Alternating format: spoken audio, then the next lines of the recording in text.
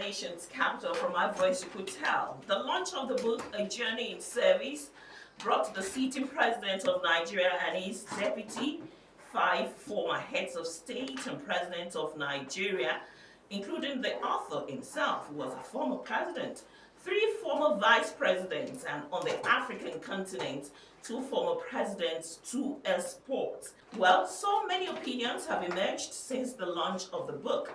The views, analyses, and critiques hover around the implications of the assembly of personalities at the event, the comments, contents, as well as the highlights of the book. But all said and done, our concern today is on the launch of the book and peace in Nigeria, given all that the launch of the book attracted and revealed. Briefly, we'll tell you the author of the book, former military president Ibrahim Babangida, ruled Nigeria from 1985 to 1993 and played significant roles in shaping the nation's economic and political landscape. The book provides insights into critical decisions made during his tenure, the challenges of governance, and his vision for a stable and prosperous Nigeria. President Bola Ahmed Tinubu, at the launch of the book, who underscored the significance of preserving the Nigeria's leadership history, highlighted the former Nigerian leader's influence on the nation's political landscape, and urged leaders to learn from global events. The former Vice President Yemi Osinbajo reviewed the book, noted that it provided rare insights into Babangida's administration, including the contents and annulment of the June 12, 1993 election. I would love to have the book, and I'm very sure you too should have one, just for that sake of knowing what happened and to learn from it. Well, joining us to discuss various perspectives of the launch of the book, Sustainable Democracy and Peace in Nigeria, Mr. Bob Achaya, Chairman, Entrepreneurship Innovative Alliance, Innovation Alliance, thank you. Honorable Ngozi Kalwoma, Executive Director of a non-governmental organization, Legislative Watch. Dr. Nwabu Gabriel, Director General, Center for Credible Leadership and Citizens Awareness. Gentlemen, good morning. Thank you. Mr. Gabriel, what do you make of the gathering? Yeah, thank you so much. First of all, I see that gathering. In fact, the book launch that was done on 20th February 2025 at the Transcorp Hilton, which is an autobiography of former President Ibrahim Babangida, where he highlighted and he named it A Journey in Service. I see it as a reunion of friends, old-time friends, that had to come together, to cheer up and and be happy, and then, we're happy among themselves, So that is how I see it. That's what you make of it? Basically, that is what okay, so it is. What do you make of it? Let me start by saying that I'm happy that history is being restored. That same government of Ibrahim Babangida in 1985 removed history from our curriculum, in education. Luckily again, he now spoke or launched his autograph when history had been reintroduced in Nigerian politics. That's one. 2, let me start by saying that I have not been opportune to read the book, but I have had extracts from the press who were there and some commentaries.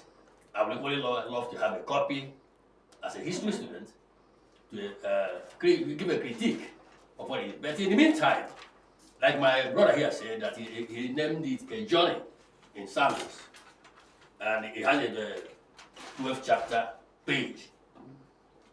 The most interesting was his description of the annulment of June 12th as an accident of history. It's not history I'm talking about.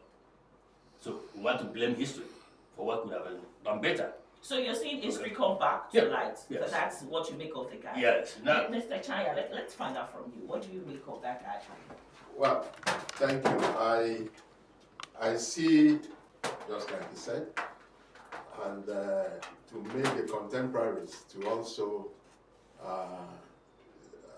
see themselves after a very long while. And yeah, most importantly, I think it's a mixed exploration of the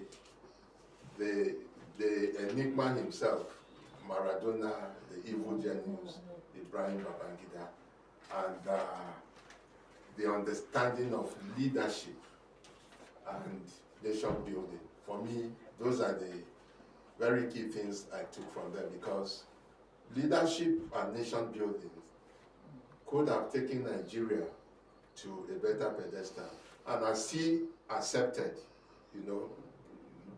brazenly in that memoir, I think his legacy is not such that can be taken as a positive one for the country. Okay, so it also looks like that for some people. Comments in the public space of the book launch, it varies from some shrugging their shoulders and saying it came up late, and some feel well done, better late than never. What stand are you probably on, and why, Mr. Chaya? Well, as a resource manager, I will look at it as something that has come better late than never, and we are hoping that is a prelude to several that will come, because his fellow team players, most of them are still alive, and we expect, a kind of juxtapositioning of their views, because if you noticed what our dear former military president presented, it's been disputed all over the place already. There's a lot of resistance, there's a lot of commendation, there's a lot of condemnation. And if that is the case, there is still more that has not been said.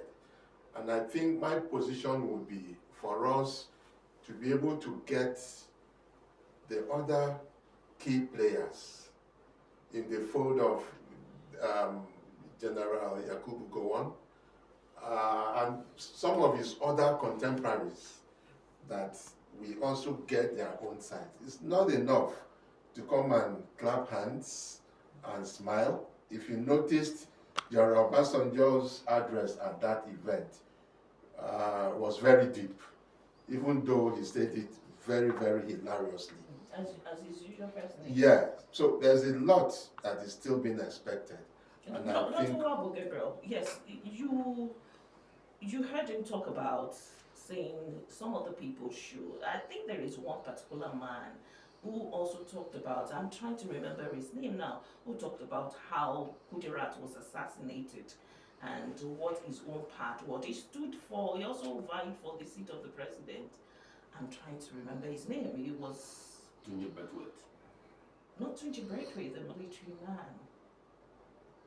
Okay, so what more? He's saying that some other people still need to come up to bring their side of the story, to have a whole story. It doesn't look like the story is complete. What do you say to that? For me, I do not believe in that book. I feel it's a big pack of controversial statements, that are packed up there. I would question, why is this book coming up 32 years later? Why is it coming up 32 years later? Now that he's confined to the wheelchair, why does IBB have to wait until most of the principal actors are dead? These are very pertinent questions. And his dual personality, both as a strategist and as a perceived somebody that is believed to have administered Nigeria with fist, so much fist. We believe that he was absolutely in charge of his government. But now he is relegating power that some other person, made him to annul the said June 12th. But you he know? was quick to add that it takes responsibility. He took that responsibility, everything under his but watch. we do not believe because we know that this man was fully in charge as at that time. He was fully in charge. So he took responsibility, does not exonerate him from the action. The bulk ends as at that time on his table. So, and that is why he had to take responsibility. So coming 32 years is late for you. Very, very late. Honorable Ngozika, what do you make of it too? Let me start by saying that in 1985, when he took over government, I was an undergraduate here in, studying economics and accounting. And we developed what we call economics of IBB. Then we moved ahead to look at, I graduated, went to England, came back, participated in the 1992 election, which he annulled. There was what we call a town and gown, where there was a mixture of intellectuals. All right? He was the first to bring intellectuals from university to join in governance. Mind you, there had been a disconnect when Murtala Mohammed flushed out the cream of what we call the super palm sex, the Philip Assolus and all. Okay? So, he brought them back, the intellectuals. That's why we have intellectuals that came into governance. Professor Ben Wabweze came into Minister of Education and some other things. All right? We were looking for an Eldorado. But, like he had said, an evil genius, a Maradona. He shifted from 1990 handover to 1992 handover, and it became problematic for the country before he stepped aside. What did he make? Now, my brother have said that it was late. No time is late. It's better that he has given his own account and tried to make an scapegoat of General Sani Abacha late. I served in Abacha's government in 1996. Okay? And I can say that most people who are heaping blames on Abacha are cowards. All right? Are very much cowards. A man, if you go to Abuja, he built Abuja as it is today. The Gulf oil money that General Babangida was negotiating with Olusegun Obasanjo, okay? How to go into a debt buyback, all right, in 1991. That's the money was used to build Abuja. There are issues that I'm only unfortunate that Abacha doesn't have enough people on ground, like myself, who could give his own account of the story. But we will respond to this book. We will. There's a zero allocation in local government. We will tell the story for Abacha's own end. So the case is, everybody's got their own perspective. So what do you think, especially the politicians and aspiring politicians, should be looking at for a formidable political ideology and party men, rather than that can stand the test of time, rather than the cross-carpeting, jumping, the campaign that we have now, seeing all of them together on a deal like that? What should the politicians be looking at? Yes, you can start, Mr. I Child. think we're all eager to speak. It's Nigeria, it's our country. I think for me, the annulment of the June 12, 1993 general election is IBB's greatest Achilles heels. That is what it is, and that is what it should be. In saner climes, people like that will be brought to book. Correct. You can't wake up to say, and I quote, the annulment of Nigeria's freest election was an act to prevent a violent transition. Yet, he takes responsibility.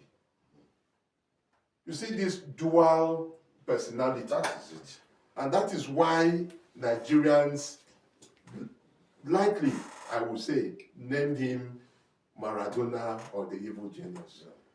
You can't have such very serious misdemeanor, I would say, and you continue to play along with it as if you are playing football.